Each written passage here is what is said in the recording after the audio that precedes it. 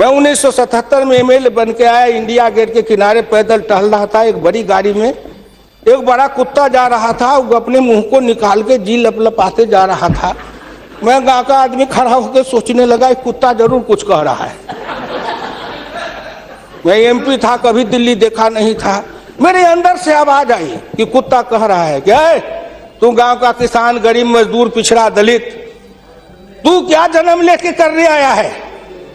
तुझसे मैं सौभाग्यशाली हूं। देख, मैं ठंड गर्म गाड़ी में बैठा हूं, केक खाता हूं, ऑमलेट कटलेट खाता हूं, गद्दे पर सोता हूं। तुमने देखा हिंदुस्तान, तुमसे अच्छा मैं हूं। उस दिन मुझे लगा कि इस हिंदुस्तान के बड़े लोगों के कुत्ते भी मुझसे अच्छी जिंदगी जी के रहे हैं, और मुझे उस जिंदगी से भी बदतर जिंदगी जिलाने वाले कोई नहीं है, आप हैं। राज किया है आपने, मैं आंदोलन किया, जेल में गया, जेल में सराया। आज भी पूर्वा हवा चलती है तो आपके पुलिस की लाठी से जो हड्डी में चोट है वो कहीं ना कहीं दर्द करने लगता है। तब मुझे ऐसा एहसास होता है कि जिस राज में मुझे इतना कष्ट मिला था, अगर मेरा बस चले तो उस राज को सदा सर्वदा के लिए हिंदुस्तान से उखाड़ के गया जी में जाके पिंडदान कर दूं, जो फिर निकलने न पाए। क्या बात करते हैं साहब, आपसे मैं आखिर में नहीं जाऊंगा। आप योजना आयोग की बात कर रहे थे, मैं अपने गुरु डॉक्टर लोहिया की बात को आपके सामने मैं दिखाना चाहूंगा। मैं नहीं बोलता, मुझे तो उन्होंने दृष्टि दी थी। इसी लोकसभा में 6 सितंबर 1963 को एक बहस हुई थी, ख्याल रखिएगा, जिस बहस ने पंडित नेहरू को भी हिला दिया था। वो बहस थी 3 आना बनाम 15 आना का। लोहिया ने कहा था, मैंने 27 करोड़ हिंदुस्तान के लिए 3 आने रोज की आमदनी कही, प्रधानमंत्री ने 15 आने रोज की और योजना मंत्री ने 7.5 आने रोज की। अब प्रधानमंत्री और योजना मंत्री आपस में निपट लेंगे कि दोनों में कौन सही है। यही आंकड़े हैं योजना आयोग के। प्रधानमंत्री का है 15 आना, योजना आयोग के मंत्री का है 7.5 आना। जिस योजना आयोग को यह भी नहीं पता 15 आना सही कि 7.5 आना सही, प्रधानमंत्री सही कि योजना मंत्री सही, उसी योजना आयोग को सर पर ढोते रहो। जो दर्शन करना चाहिए तो दर्पण माजत रहिए, दर्पण में लगा काई तो दरस कहां से पाई। क्या बात करते हैं साहब। इस हिंदुस्तान में अगर किसी का, में प्रधानमंत्री जी बैठे हैं, मैं भुक्तभोगी हूं, जिस रोग से मैं पीड़ित हूं, कहीं ना कहीं उस रोग से आप भी पीड़ित हैं। बीरप्पा मोइली जी, आप भी पिछड़े वर्ग से हैं, मैं भी पिछड़े वर्ग से हूं। का दुख जाने दुखिया की, का दुख जाने दुखिया माए, जाके पैर न फटे बीमारी, सोका जाने पीर पर आई। आपके मल्लिकार्जुन जी भी उसी दलित समाज से हैं। आपने सामाजिक पीड़ा को झेला नहीं है, भोगा नहीं है। इस हिंदुस्तान में अगर सबसे बड़ा कारण और सबसे बड़ी चीज अगर रही है सनातन काल से, तो वह हिंदुस्तान की जाति प्रथा। उस जाति प्रथा के कारण क्या क्या नहीं भोगा हमने, और क्या नहीं भोगते हैं। अभी अभी चुनाव हो रहा था, श्री नरेंद्र मोदी जी के लिए कोई कह रहा था, मेरे ऑफिस के आगे चाय की दुकान खुलवा देते हैं, फुटपाथ पर जाओ, चाय की दुकान के लिए दुकान दे देते हैं। और कुछ कहने के लिए नहीं मिलता है लोगों को, नहीं मिलता है क्या? क्यों उपहास करते हो? मैं लोकसभा में हूं, अगर कोई कहे शरद यादव गए थे चुनाव लड़ने के लिए अमेठी में, लोकदल से नारा लगा था, शरद यादव वापस जाओ, लाठी लेके भैंस चढ़ाओ। कर्पूरी ठाकुर जैसा नाई का बेटा गरीब, जिसके नेतृत्व में बिहार में इतना परिवर्तन किया, वो बिहार का मुख्यमंत्री बना, 27% आरक्षण दिया, हाई स्कूल तक फीस माफ किया, मिडिल स्कूल तक फीस माफ किया, 5 एकड़ से मलगुजारी माफ किया। और कर्पूरी ठाकुर के लिए नारा लगा था, कर्पूरी ठाकुर दिल्ली जाओ, छुड़ा लेके सैलून खोलो। क्या क्या नहीं सहा हूं, क्या क्या नहीं देखा हूं, इसलिए दिल के अंदर वो दर्द और पीड़ा है। क्या फिर कहीं ना कहीं मुझे यह भी लगता है, क्या हिंदुस्तान के पिछड़े और दलित समाज के लोगों ने अपराध किया था कि उसमें जन्म लिया? किसी ने भगवान के यहां दरखास्त दिया था कि मुझको तेली बना दो, मुझको लोहार बना दो, मुझको कुर्मी बना दो, मुझको कहार बना दो, मुझको अहिर बना दो, मुझको कलवार बना दो। कोई दरखास्त देके तो नहीं आया। आज वित्त मंत्री जी को धन्यवाद देगा, प्रधानमंत्री को, कि उन्होंने बजट में कुछ ऐसी योजनाएं बनाई है जिससे हिंदुस्तान के जाति प्रथा के बंधन को ढीला करने का अवसर मिलेगा। जब उनकी आर्थिक चेतना बढ़ेगी, आर्थिक विकास होगा कब? जब गांव में पैसा जाएगा तब, गरीब के हाथ में रोजगार जाएगा तब, उनकी आर्थिक उन्नति होगी तब कहीं जाके उनके जीवन में विकास होगा। आपने सोचा कि गांव का विकास कैसे होगा? क्या प्रधानमंत्री ग्रामीण सिंचाई योजना कोई मामूली है? खर्च पर पाबंदी लगाते हुए डॉक्टर लोहिया ने इसी लोकसभा में बहस करते हुए पंडित नेहरू से कहा था, मैं कुछ नहीं चाहता, ये काम कर दो, सारे लोगों के, बड़े लोगों के खर्च पर सीमा लगा दो, आय पर, आमदनी पर नहीं, खर्च पर सीमा लगाओ, इससे अधिक खर्च नहीं करेगा, और उससे जो पैसा बने उसके एक सिंचाई योजना बनाओ और 20 साल का बॉन्ड बनाओ। मैं कुछ नहीं कहता, केवल हिंदुस्तान के हर खेत में पानी पहुंचा दो, हिंदुस्तान की तरक्की हो जाएगी। डॉक्टर लोहिया इसी सदन में कहे थे। वो तो अग्रवाल थे, बनिया थे, उनको क्या जरूरी थी इस बात को बोलने का? लेकिन मैं कहता हूं कि हिंदुस्तान के गरीब, निर्धन, निर्बल और पिछड़ों का इस युग में अगर एकमात्र राजनीतिक मसीहा पैदा कोई लिया तो डॉक्टर राम मनोहर लोहिया थे, जिन्होंने जगाया, नेतृत्व को पैदा किया गांव के गली से। इसलिए मैं आपसे विनम्र प्रार्थना करना चाहता हूं कि अगर प्रधानमंत्री ग्रामीण सिंचाई योजना से हर खेत को पानी, हर हाथ को काम, दीनदयाल उपाध्याय जी ने कहा, डॉक्टर लोहिया ने कहा, 1 बीघा खेत और 1 गाय, अपनी खेती अपनी राय। हम तो ये लड़ते आ रहे हैं और आज वो सपना साकार हो रहा है। इसलिए मैं आपसे विनम्र प्रार्थना करना चाहूंगा कि सवाल है दृष्टि का, दिशा का और संकल्प का। आपकी दृष्टि कुछ और थी, अब दृष्टि बदली है। हिंदुस्तान के गांव के गरीब, पिछड़े दलितों ने मिलकर कन्याकुमारी से कश्मीर तक, कामरूप से द्वारका धाम तक, इस आसान के साथ आपके शब्दों में, जिनको आप अपने ऑफिस के आगे चाय की दुकान खुलवा रहे थे, वो चाय की बेचने वाला, रेल के फुटपाथ पर पानी पिलाने वाला गरीब निर्धन, जिनकी मां मजदूरनी का काम करती थी, ऐसे के बेटा को भारत के प्रधानमंत्री की कुर्सी पर बैठाया कि नरेंद्र मोदी आएगा, भारत का प्रधानमंत्री बन जाएगा, गांव गरीब किसान मजदूर के भाग्य चमक जाएगा। उन्होंने इसलिए सपना को देखा है। प्लीज वो हो जाएगा क्या? ये 9 महीना में हो जाएगा। आप एक नेता बोलते थे, मैं सुन रहा था, मुलायम सिंह आदरणीय बोल रहे थे, मेरे साथी हैं, बरसों तक समाजवादी आंदोलन में न रहे, कि 9 महीना में तो बच्चा पैदा हो जाता है। मैंने कहा कितनी वैज्ञानिक बात कर रहे हैं, ये तो वैज्ञानिकता है, प्रकृति का नियम है, 9 महीना में बच्चा पैदा होता है। लेकिन जो बच्चा पैदा होता है, क्या वो बच्चा 9 महीना में फिर बच्चा पैदा कर देगा क्या?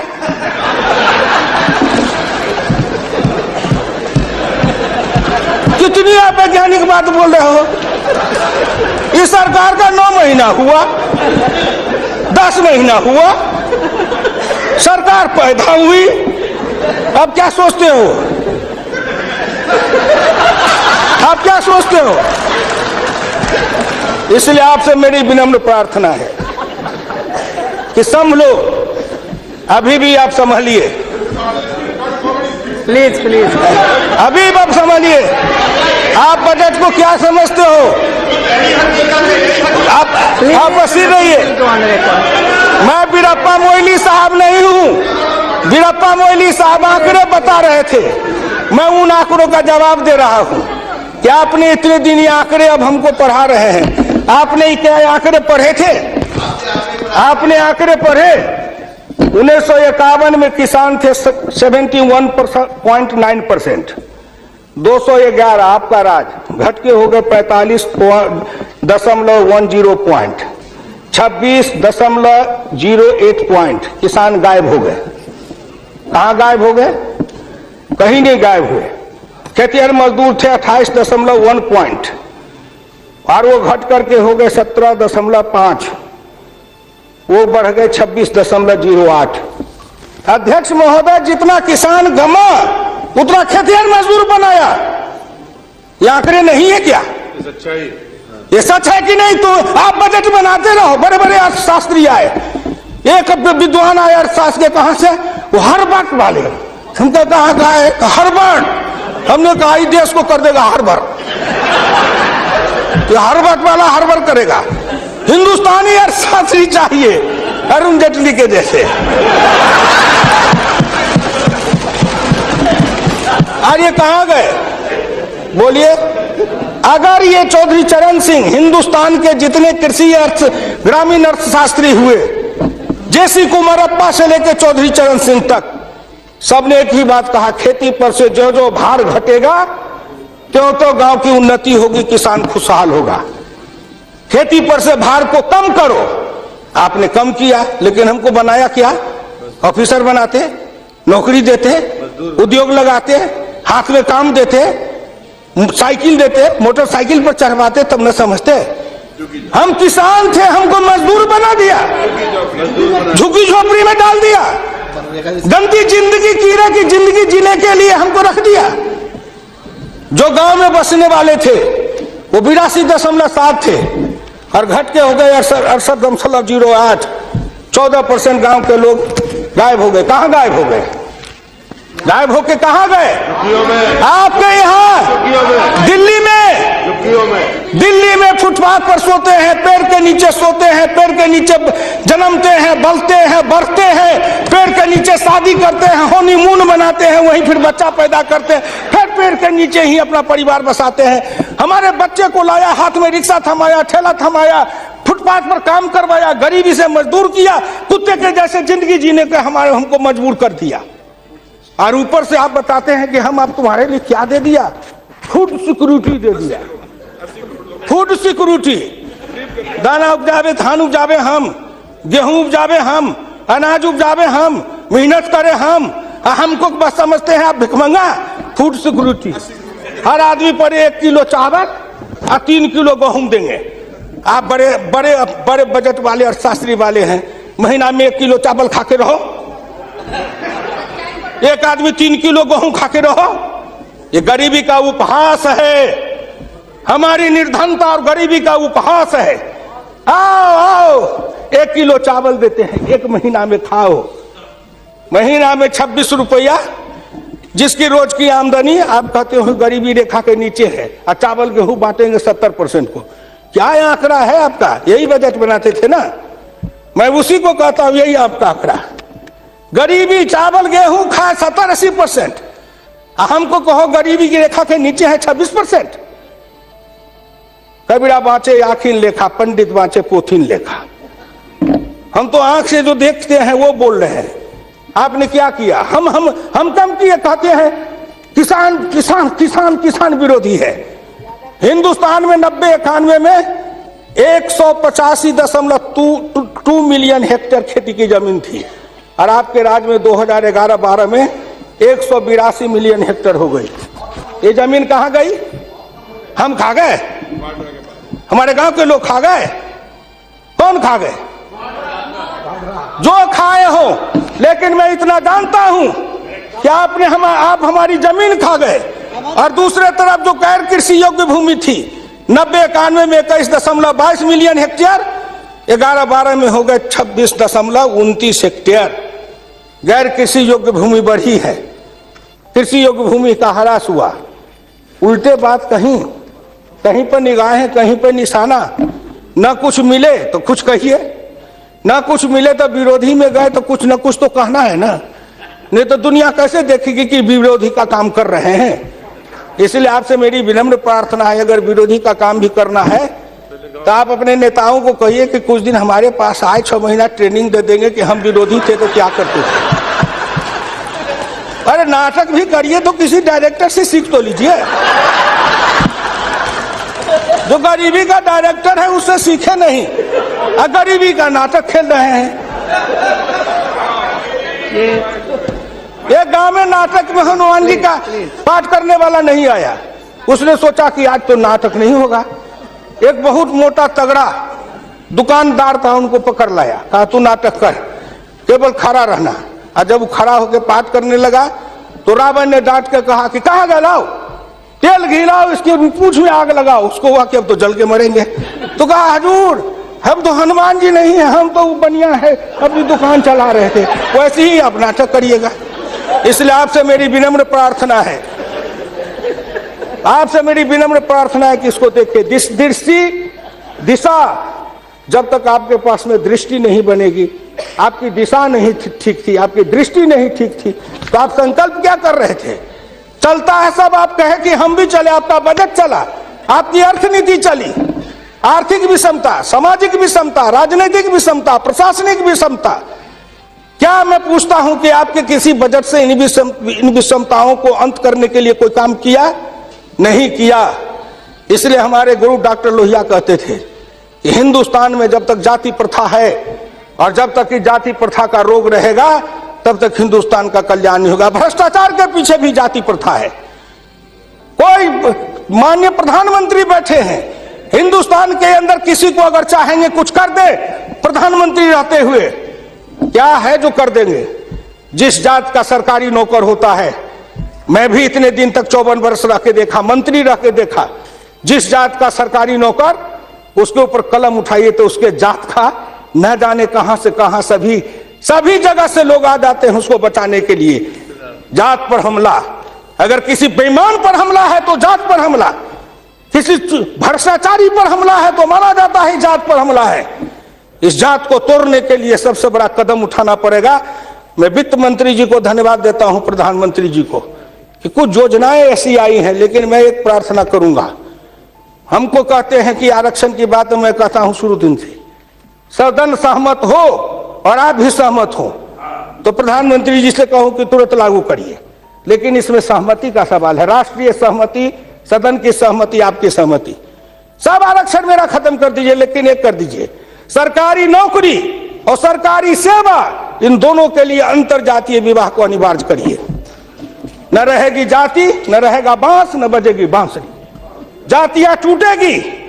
अंतर जातीयता के कारण हिंदुस्तान में एक जाति बनेगी, वह जाति बनेगी भारतीय, वह जाति बनेगी मानव जाति।